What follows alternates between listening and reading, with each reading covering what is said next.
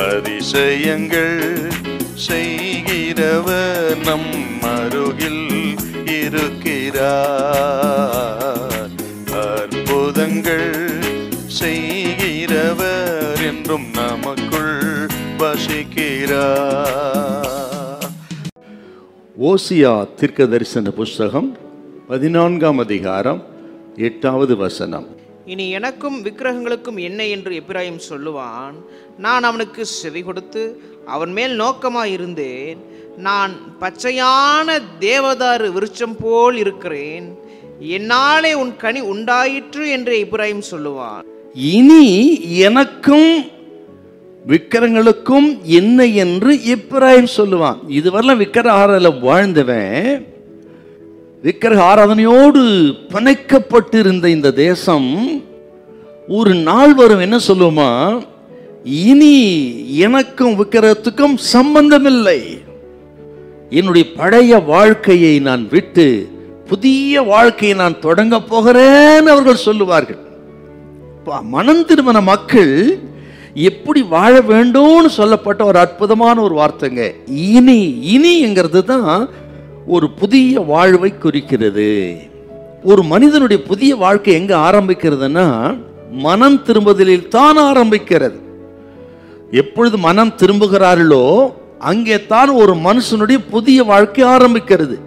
ஆகவே தான் 2 கொரிந்தியர் 5ஆம் அதிகாரத்தில் 17வது வசனத்தில் பழைவைகள் ஒழிந்தன எல்லாம் புதிதாயின அப்படின்னு பவுல் எழுதுறார்.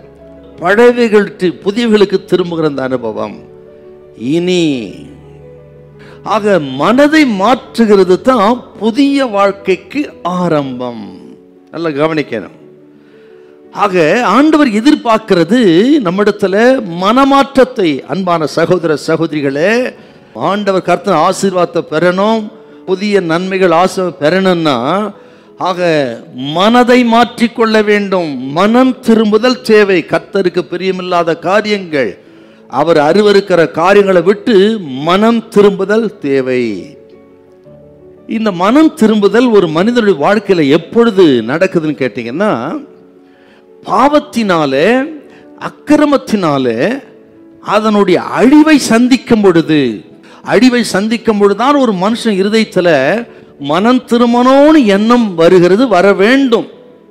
பண ஆசை, பேராசை, இவர்களினால் வரும் அழிவு, இவெல்லாம் பார்க்கும் பொழுது ஆக பலனற்று போய் செய்வது அறியாது திகைத்து ஆக நமக்கு வாழ்வு வேண்டும் ஒரு சிந்தை வருகிறது.